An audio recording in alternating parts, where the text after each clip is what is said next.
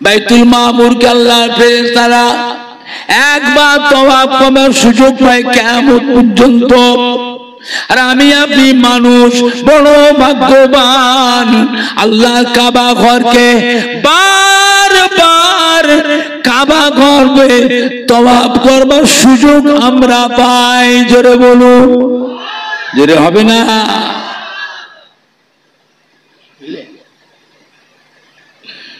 ফেরেশতারা আল্লাহকে বলল, আল্লাহ আমরা একটুখানি রাজধানীতে যেতে চাই। রাজধানী? বলে হ্যাঁ, আমরা সবাই একটু রাজধানীতে যাবার ইচ্ছা করছি, আল্লাহ আপনি পারমিশন দেন। রাজধানী কোনটা? 7 তবক আসমান আর জমিনের মাঝখানে হলো দুনিয়া, যেখানে আল্লাহ আপনার প্যারা হাবিব জনাবে মুহাম্মদুর রাসূলুল্লাহ, সকলে বলুন না সাল্লাল্লাহু আলাইহি সাল্লাম আছেন। আমরা ওই জায়গায় একটু যেতে চাই, আপনার হাবিবকে একটু আমরা সালাম দিতে চাই। আল্লাহ বলে যাও, চলে যাও। কত ফেরেশতা! সকাল থেকে সন্ধ্যা পর্যন্ত 50,000 ফেরেশতা, সন্ধ্যা দিয়ে সারা পার করে ফজর পর্যন্ত আরো 50,000 ফেরেশতা। যে ফেরেশতা আমার নবী পাকের রওজা পাকে এসে সালাম দিতে পেরেছে, কিয়ামত পর্যন্ত দুবার সালাম দেওয়ার সুযোগ আর পাবে না, আর পাবে না।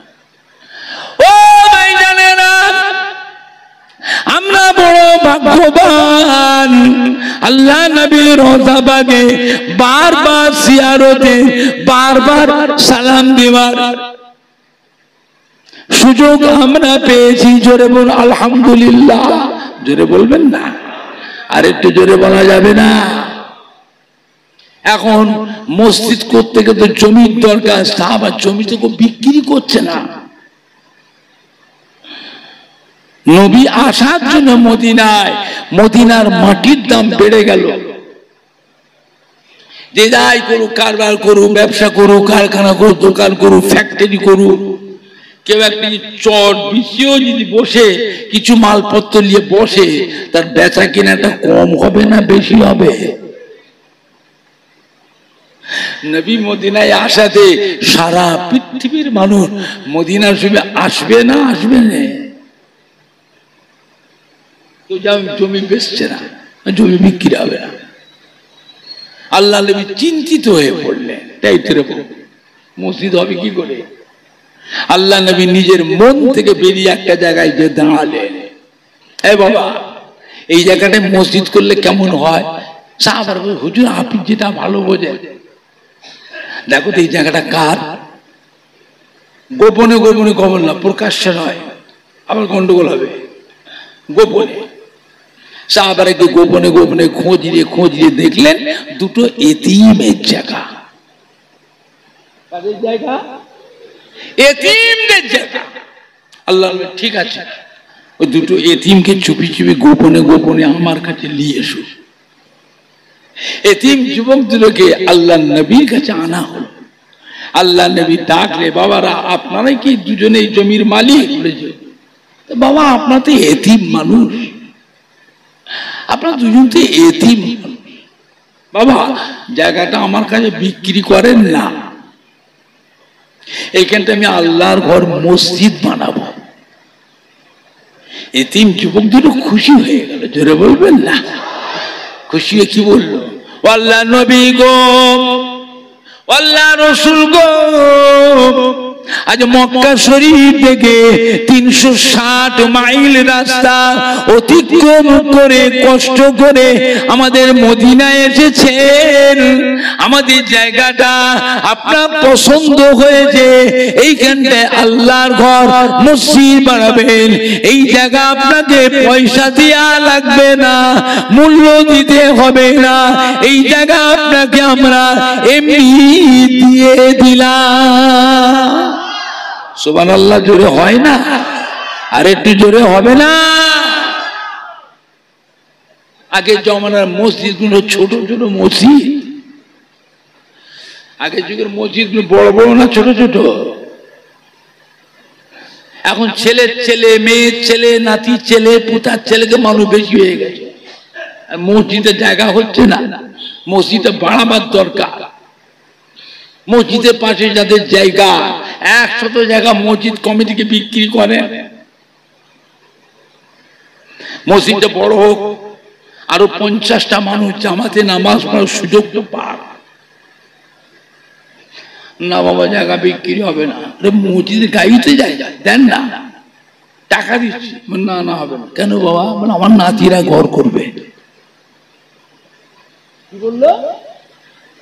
কি বলে? আমার নাতিরা ঘর করবে। আরে বাবু, তুমি তো কদিন পরে মরে যাবে, তুমি তো কদিন পরে মরে যাবে। চিরকালে বেঁচে থাকবো আমরা? এই জায়গার মালিক আরেকজন হবে, জায়গা থাকবে, মালিক মালিক পরপর বদল হবে। যতদিন আছেন একটা ভালো কাজ, 1 শতক দেন নাকি হাফ শতক দেন, মসজিদটা বড় করি, আর 50টা লোক জামাতে নামাজ পড়ার সুযোগ পায়। একা নামাজ পড়া, জামাতে নামাজ পড়া 27 গুণ নেকি বেশি। এর বলবেন না কত নেকি বেশি?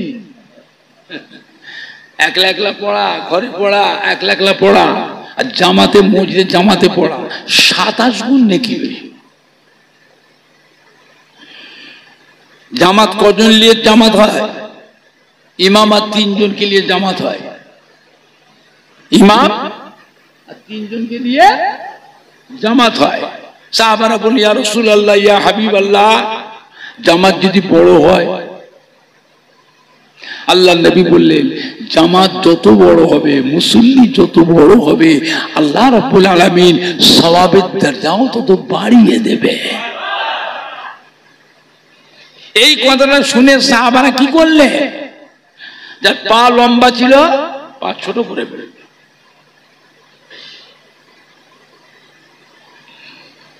আস্তে আস্তে আসছে। দেখলে 200 পা মসজিদে যেতে, সেখানে আর 100 পা 150 পা বাড়িয়ে দিল, 300 পা 350 পা করলো। কেন? নেকিটা বেশি পাবো। জেরে বলবেন? আর একটু জেলে বলা যাবে না? আল্লাহর দরবারে নেকির ভান্ডার কম আছে? আল্লাহ রাসূল যে কোনো কথা বলেন, আল্লাহর বিনা হুকুম কথা বলে? হ্যাঁ, নবীর কথা মানে আল্লাহর কথা। জেরে বলবেন না? নবীর কথা মানে কার কথা? আল্লাহর কথা। সাহাবারা নেকি বেশি পাওয়ার জন্য করলেন কি? পা ছোট ছোট, পা ছোট করতে লাগে, সব বেশি পাবো। আল্লাহ নবী বলেছেন,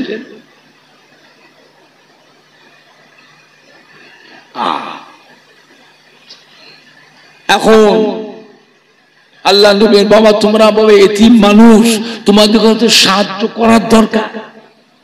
এমনি দেবে কেন? পয়সা দাও। পয়সা দিলে কিন্তু এই জায়গা আমরা দেবো না, আপনি অন্য জায়গা কেনেন, এই জায়গা হবে না। আপনি আল্লাহর রাসূল, মদিনা শরীফ, মক্কা শরীফ থেকে 360 মাইল রাস্তা অতিক্রম করে আমাদের মদিনায় এসেছে। আমাদের জায়গাটা আপনার পছন্দ হয়েছে, আল্লাহর ঘর মসজিদ বানাবেন, এই জায়গা আপনাকে আমরা এমনি দিয়ে দিলাম। আল্লাহ রাসূল খুশি হয়ে গেলেন। আল্লাহ নবী, ঠিক আছে বাবা, আপনাদের কথাটা আমি রাসূলুল্লাহ মেনে নিলাম, কবুল করে নিলাম। বাবারা এদিকে আসে, আমার কাছে এসো, তোমরা দুজন যুবক আমার কাছে এসো। কাছে ডেকে নিয়ে আল্লাহ রাসূল কি বলেছিলেন? বাবা আপনাদের প্রস্তাবটা, আপনাদের কথাটা আমি রাসূলুল্লাহ মেনে নিয়েছি, কবুল করে। আমি যে আল্লাহর রাসূল, আমি একটা কথা বলেছি, আমার কথার সম্মানটা রাখো। তোমাদের কথাটা আমি রাসূলুল্লাহ মেনে নিলাম, আমি আল্লাহর রাসূল, আমি একটা কথা বলেছি, আমার কথার সম্মানটা রাখো। দুজন এতিম যুবকের কাছে ডেকে আল্লাহ নবী নিজের কাছ থেকে ওই জমির দরুন কিছু মূল্য এতিম যুবকদের হাতে দিয়ে দিলেন। জোরে বলবেন না? এতিম যুবকদের ওইটা মূল্যটা গ্রহণ করে নিয়ে পুনরায় মদিনার মসজিদে নববী শরীফে দান করে দিলেন। জোরে বলবেন না? আর একটু জোরে হবে না? ওই জায়গায় হলো মদিনার মধ্যে নববী শরীফ। কত বড় ভাগ্যবান দেখেছেন এতিমগুলো, কত বড় বড় আমিররা রয়েছে, ব্যবসায়ীরা রয়েছে, কত জমিদার, কত বড় রাজা বাদশাহ রয়েছে। কথা বুঝতে পারছেন না? কথা বুঝতে পারছেন? কাদের নসিবে হলো? এতিমের নসিব। এখন মদিনার মধ্যে নববীর ছাউনিটা কি দিয়ে?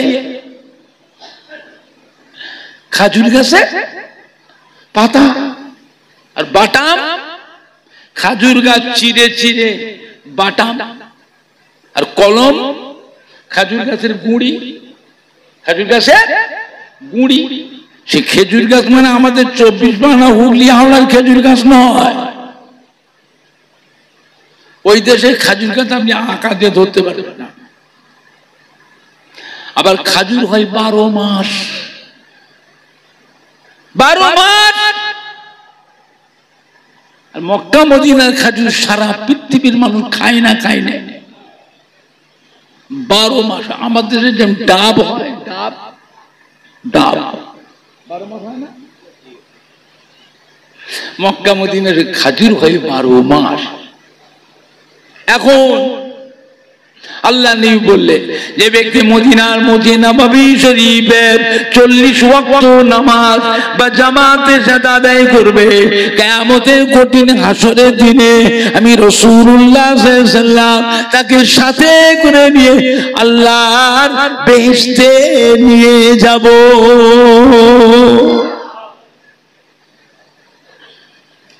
মদিনার মধ্যে নববীতে খালি আযান হলে হয়।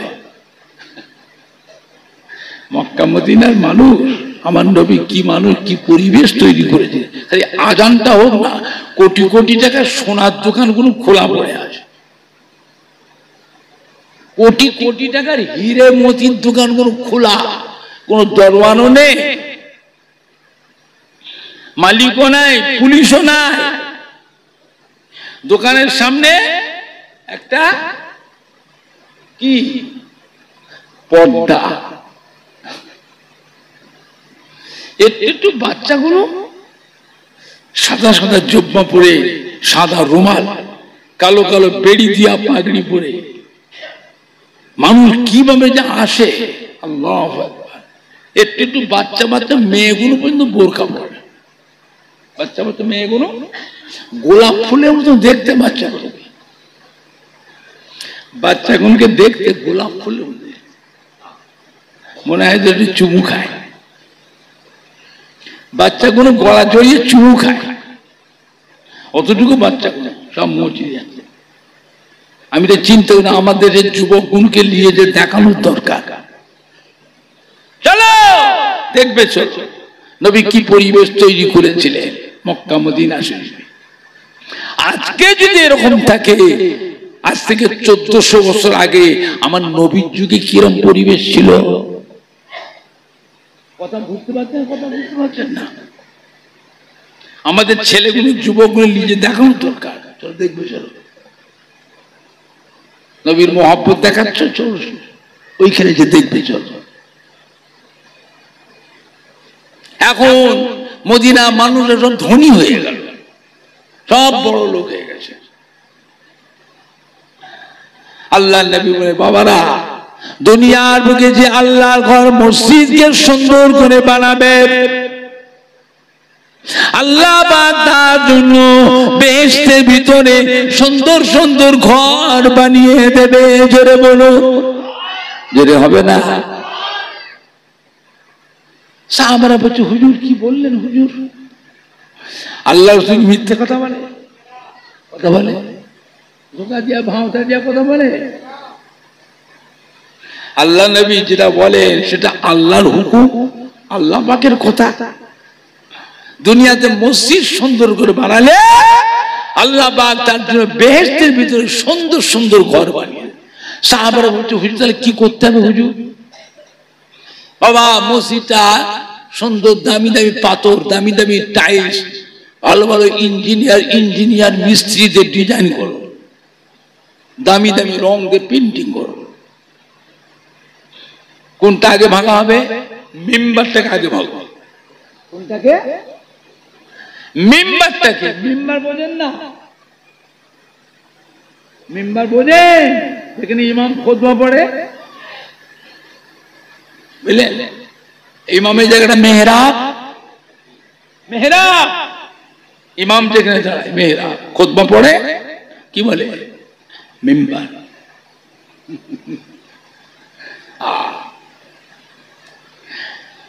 আগে ভাগো মদিনার মসজিদ নববীর মিম্বারটাকে আগে ভাগো। সব কথাবার্তা আলোচনার সিদ্ধান্ত হয়ে ঠিক হয়ে গেল।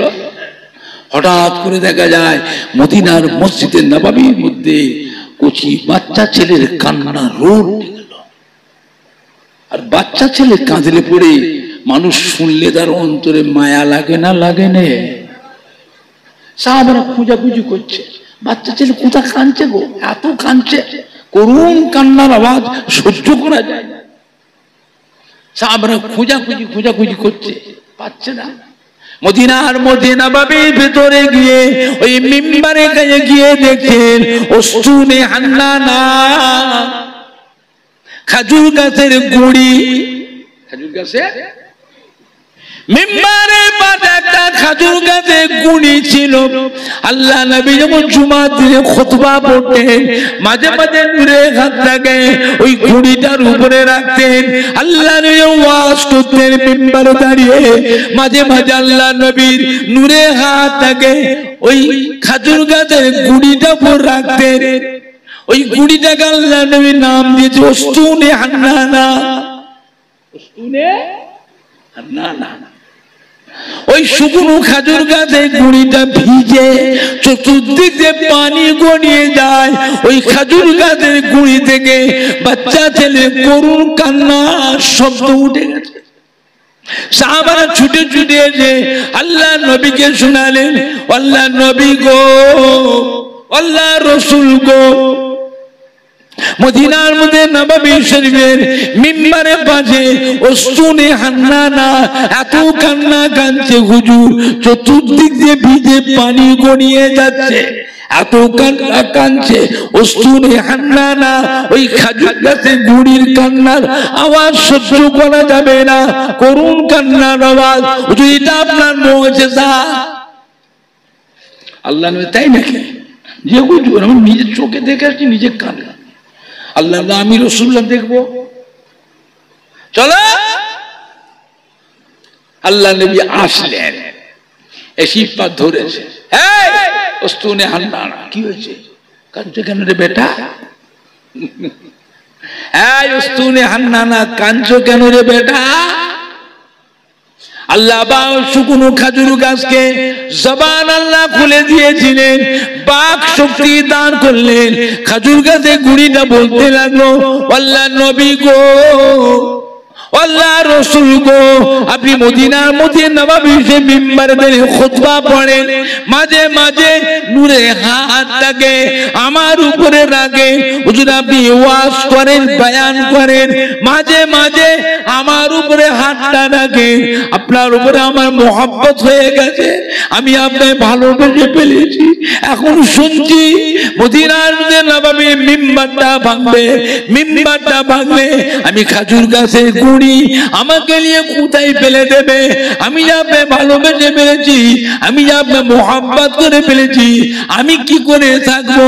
তাই আপনার মোহাব্বতে আমি কাঁদছি। আল্লাহ নবী কি বলেছিলেন জানেন? উস্তুনে হান্নানা, কেঁদো না বেটা, কেঁদো না। আমি রাসূলুল্লাহ কথা দিচ্ছি, কাল কিয়ামতের পর আমি আমার কোটি কোটি কোটি কোটি উম্মতীদের সাথে করে নিয়ে বেহেশতে নিয়ে যাব। আমি নবী বেহেশতের ভিতরে যেখানে থাকবো, তুমি আমার পিছনে ওই বেহেশতের ভিতরে আমার পাশে তুমিও থাকবে। জোরে হবে না? আর একটু জোরে হবে না? কি গো, খাজুর গাছের গুঁড়িটা যে নবীকে ভালোবেসে বেহেশতে যেতে পারে, নবীর কাছে থাকতে পারে, আমরা তো আদরের উম্মাত, নবীর মায়ার উম্মাত। নবীকে ভালোবাসলে পরে বেহেশতের ভিতর কি নবীর সাথে থাকতে পারবো না? নবীর সাথে কি বেহেশতে যেতে পারবো না? জোরে বলুন না ইনশাআল্লাহ। জোরে বলতে পারছেন না ইনশাআল্লাহ? একবার দরুদ শরীফ আল্লাহুম্মা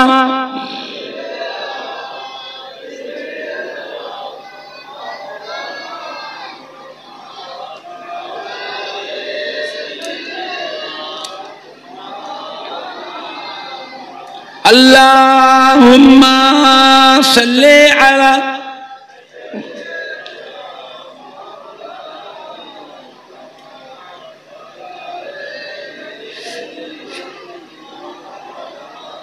জোরে জোরে পড়েন না কালমা লা ইলাহা ইল্লাল্লাহ।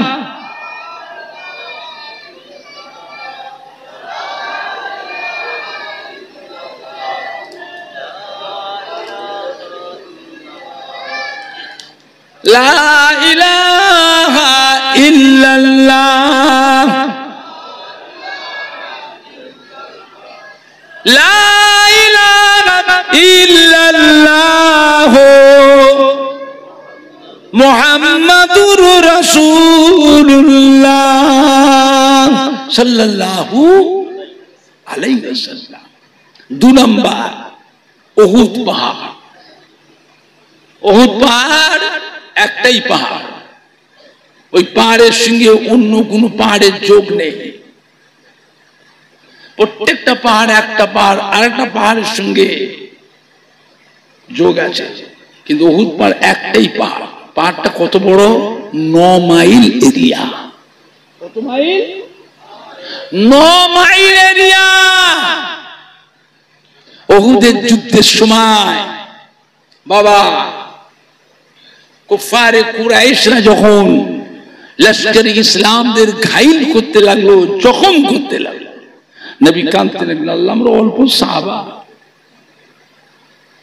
এর মেরে ফেলছে সব, আল্লাহ আপনি হিফাজত করেন, আল্লাহ আপনি রক্ষা করেন। যদি না হিফাজত করেন আজ থেকে দুনিয়া থেকে আল্লাহ বলার মতো মানুষ আর কেউ থাকবে না। আল্লাহ আপনি হিফাজত করেন।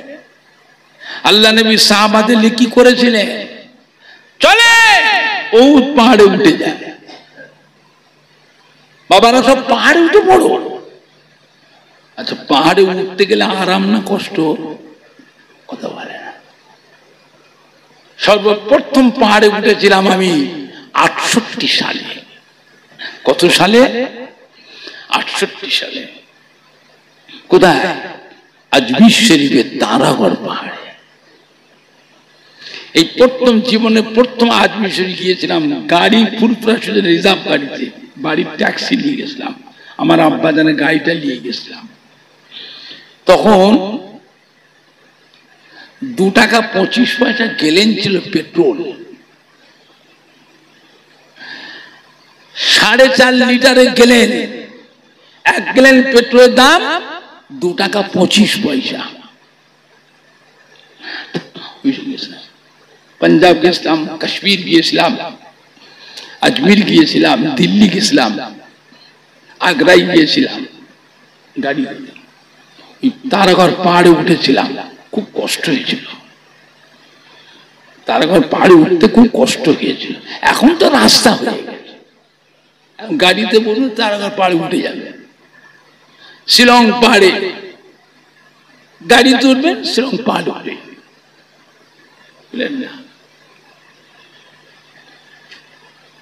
এই কদিন আগে ঘুরে আসলাম, দুবাই গেছিলাম। দুবাই খুব ধনী দেশ। বুর্জ খলিফা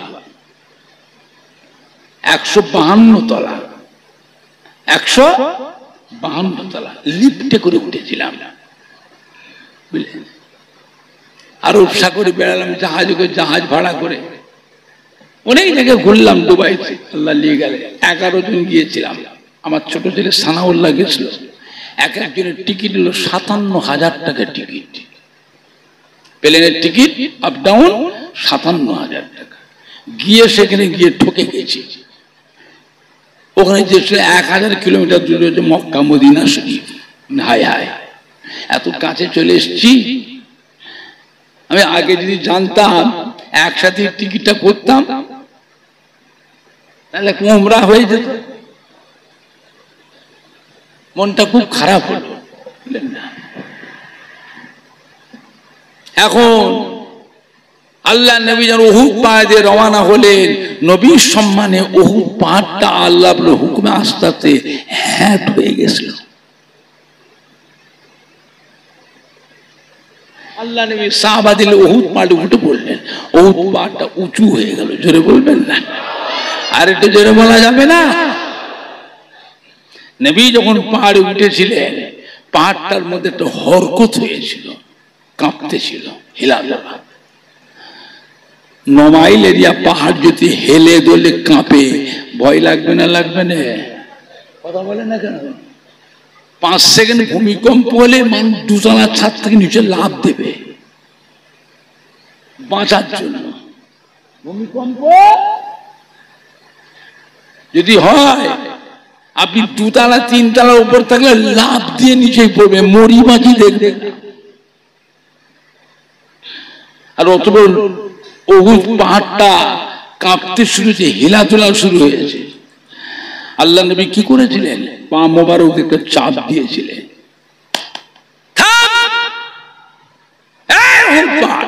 তুই জানিস তোর পিঠের উপরে কে দাঁড়িয়ে আছে? আল্লাহ নবী দাঁড়িয়ে আছে, 2 জন শহীদ, 1 জন গাজী দাঁড়িয়ে আছে। বলার সঙ্গে সঙ্গে উহুদ পাহাড়টা থেমে গেল। জোরে বলবেন না? আর একটু জোরে বলা যাবে না? ওরে বাবুরে, কি গল্প শুনছেন? মওলানা মুফতি থেকে জিজ্ঞেস করো, ফালতু ফালতু কেসা কাহিনী করছি না। যে কোনো মওলানা মুফতি থাকে, ওর বাপের ক্ষমতা থেকে কেটে দেবে, লেখাপড়া শিখে থাকে। ভেগদারি যদি মুফতি হয় আলাদা কথা। আলেম কিতাবি আলেম হয়, জিজ্ঞেস করো ওমর সিদ্দিকী কি বলছে, যেটা সহি ঘটনা শোনাচ্ছে। এখন নিচের থেকে মারাটা সহজ না ওপর থেকে মারা সহজ? কথা বলে না? নিচে থেকে মারা সহজ না ওপর থেকে মারা সহজ?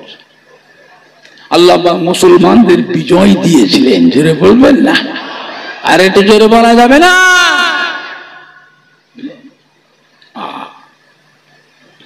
আল্লাহ নবী সাহাবায়ে কিরামদের যে উহুদ পাহাড়ে নিচে নামবেন, পাহাড়টা আস্তে আস্তে আবার হ্যাট হয়ে গেল। আল্লাহ নবী সাহাবাদের নিচে নেমে বললেন, উহুদ পাহাড়টা কান্না রোল উঠে গেল, পাহাড়টা কান্না রোল উঠে গেল। আল্লাহ নবী জিজ্ঞাসা করলেন, এই উহুদ পাহাড় তুমি কেন কাঁদছো? উহুদ পাহাড় আল্লাহ পাক জবান খুলে দিলেন, বাক শক্তি দান করেছিলেন। আল্লাহ নবী গো, আল্লাহ রাসূল গো, আপনি আল্লাহ পাকের সম্মানিত মেহমান। এখন আপনি আমার পিঠ থেকে নেমে যাচ্ছেন, আমি আপনাকে ভালোবেসে ফেলেছি, আপনাকে মোহাব্বত করে ফেলেছি, আপনি নেমে চলে যাচ্ছেন, আমি কাকে নিয়ে থাকবো? আমি কি করে থাকবো? তাই আপনার মোহাব্বতে কাঁদছি। আল্লাহর নবী উহুদ পাহাড়কে কথা দিয়েছিলেন, এই উহুদ পাহাড় কেঁদো না বেটা, কেঁদো না বেটা, আমি রাসূলুল্লাহ তোমায় কথা দিচ্ছি, কাল কিয়ামতের পর আল্লাহর রহমতে বেহেশতে আমি আমার কোটি কোটি উম্মত উম্মতিদের বেহেশতে নিয়ে যাব। সেই দিন উহুদ পাহাড় তোমাকে সাথে করে বেহেশতে নিয়ে যাব। উহুদ পাহাড় বেহেশতে যাবে, পাহাড় বেহেশতে যাবে নবীকে ভালোবাসার জন্য। কি গো, পাহাড় যদি নবীকে ভালোবেসে নবীকে বেহেশতে যেতে পারে, আমরা কি? আমরা তো নবীর আদরের উম্মত, নবীর মায়ার উম্মত। নবীকে ভালোবাসতে পারলে নবীর সাথে কি বেহেশতে যেতে পারবো না? জোরে বলেন না ইনশাআল্লাহ। ইনশাআল্লাহটা জোরে বলা যাবে না? 3 নাম্বার বুরাক, 3 নাম্বার বুরাক। যে বুরাকের পিঠে সওয়ার হয়ে আল্লাহ নবী 7 আসমান পার করে সিদরাতুল মুনতাহা আরশে আজিম লা মাকানে গিয়েছিলেন। নবী যখন আল্লাহ পাকের সঙ্গে সরাসরি দিদার সরাসরি মেরাজ করলেন, নবী যখন ফিরে আসলেন বুরাকের পিঠে নিচে নেমেছেন, বুরাকটা কান্না রোল উঠে গেল। আল্লাহ নবী জিজ্ঞাসা করলেন, এই বুরাক তুমি কেন কাঁদছো বাবা? বুরাক বলেছিল, আল্লাহ নবী গো, আল্লাহ রসুল গো, আপনি আল্লাহ পাকের সম্মানিত মেহমান, আপনাকে আমি আমার পিঠে বসিয়ে উড়িয়ে উড়িয়ে উড়িয়ে উড়িয়ে 7 আসমান পার করে সিদরাতুল মুনতাহা আরশে আজিম লা মাকানে নিয়ে গেলাম। আল্লাহ পাকের সাথে সরাসরি দিদার মেরাজ করলেন। এখন আপনি নেমে যাচ্ছেন, আমি কি করে থাকবো? আমি আপনাকে ভালোবেসে ফেলেছি, মোহাব্বত করে ফেলেছি, আমি কি করে থাকবো? তাই আপনার মোহাব্বতে কাঁদছি। আল্লাহ নবী জিজ্ঞাসা করলেন, বুরাক তুমি কি চাও? কি চাও? কিয়ামতের ময়দানে কোটি কোটি কোটি কোটি বুরাক থাকবে, আপনি সেই কিয়ামতের ময়দানে কোন বুরাকের পিঠে বসবে? সেই দিন যেন আমি বুরাক আপনার খেদমতে বঞ্চিত না হয়ে যায়। কিয়ামতের ময়দানে আপনি আমার পিঠে বসবে, আমি কিয়ামতের ময়দানে আপনাকে উড়িয়ে উড়িয়ে উড়িয়ে উড়িয়ে উড়িয়ে আপনার কোটি কোটি কোটি কোটি উম্মাত উম্মাতি দিগকে আপনাকে পরিদর্শন করাবো। আল্লাহ নবী বুরাককে কথা দিয়েছে, যাও কেঁদো না, কথা দিলাম কিয়ামতের ময়দানে আমি নবী তোমার পিঠেই বসবো, তুমি আমাকে কিয়ামতের ময়দানে উড়িয়ে উড়িয়ে উড়িয়ে উড়িয়ে আমার কোটি কোটি কোটি কোটি উম্মাত উম্মাতি দিগকে তুমি আমাকে পরিদর্শন করাবে। জোরে বলুন না, আর একটু জোরে হবে না? দরুদ শরীফ আল্লাহুম্মা সাদা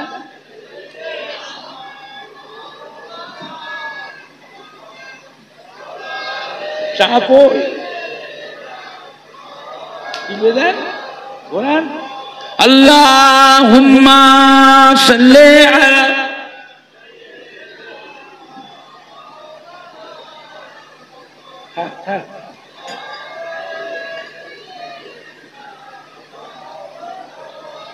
জোরে জোরে পড়েন না কালমা লা ইলাহা ইল্লাল্লাহ।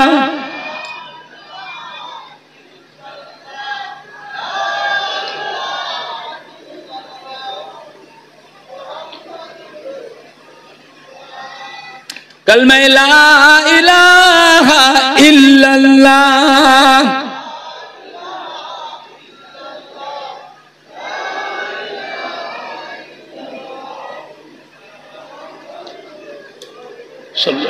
अल्लाहुम्मा सल्ले अला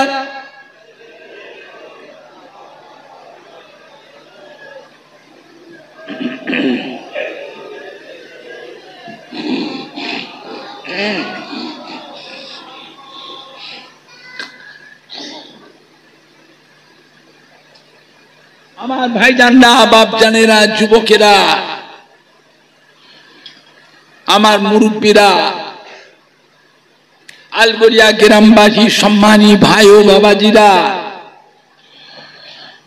বিশ্ব নবী দেওয়ার মাহফিলে হিতাকাঙ্ক্ষী দরদি একনিষ্ঠ খাদেম কর্মী কমিটি সাহেবান ও সদস্য বৃন্দগণেরা,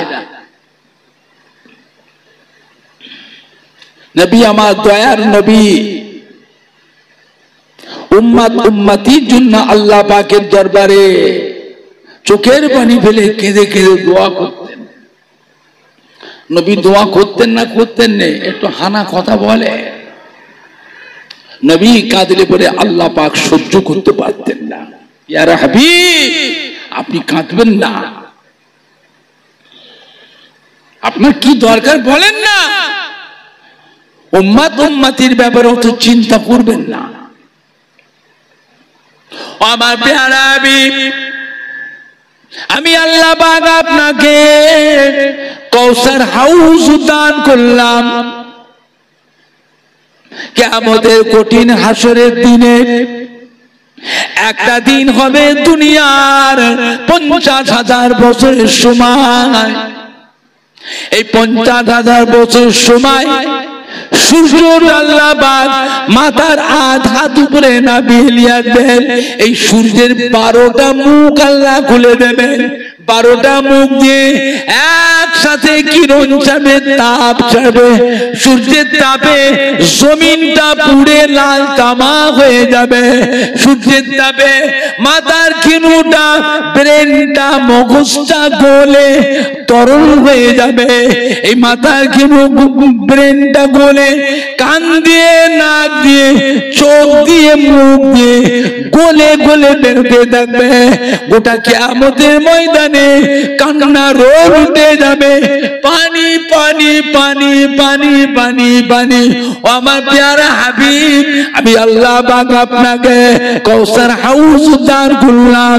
এই কাউসার হাউসের পানি একমাত্র আমি আল্লাহ আপনাকে দিয়েছি।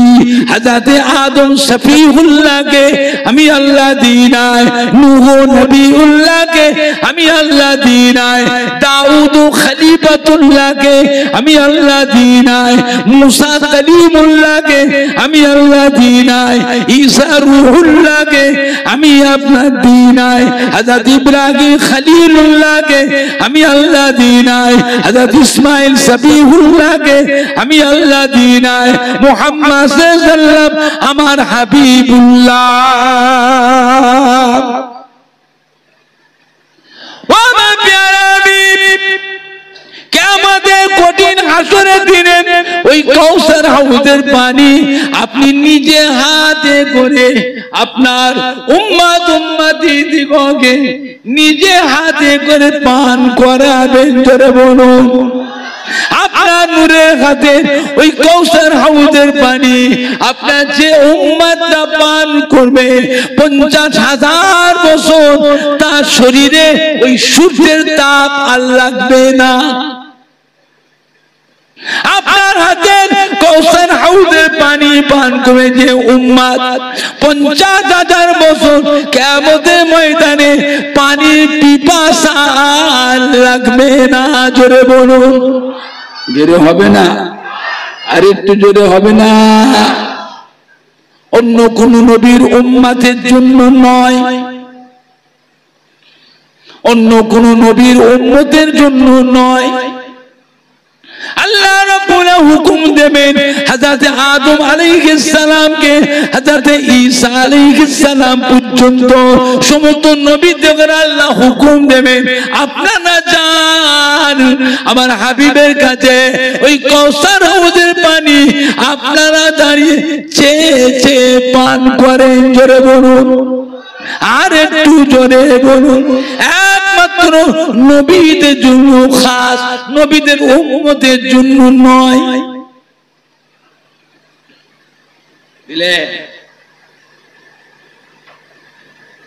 ও আমার প্যারা হাবিব, আমি আপনাকে মকামে মাহমুদ দান করলাম, যা কোন নবীকে দিই নাই।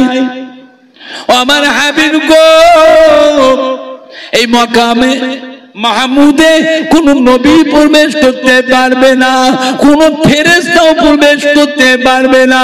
ও আমার হাবিব, আপনি আর থাকবেন আর আমি স্বয়ং আল্লাহ থাকবো। এই মকামে মাহমুদে আপনি আমাকে চেষ্টা করবেন, আপনার উম্মত উম্মতির জন্য যা কিছু চাওয়া বলা আমার কাছে ওই মকামে মাহমুদে গোপনে গোপনে বলবেন। ও আমার হাবিব, আমি আল্লাহ পাক আপনাকে অসম্মানিত করব না, লজ্জিত করব না। আপনার দুয়াকে সুপারিশকে আমি আল্লাহ ফেরাবো না। ওই মকামে মাহমুদে আপনার দুয়া, আপনার সুপারিশকে কবুল করে নিয়ে সর্বপ্রথম আমি আল্লাহ আপনার উম্মত উম্মতিগুলোকে নাজাত দিয়ে দেব। জোরে হবে না?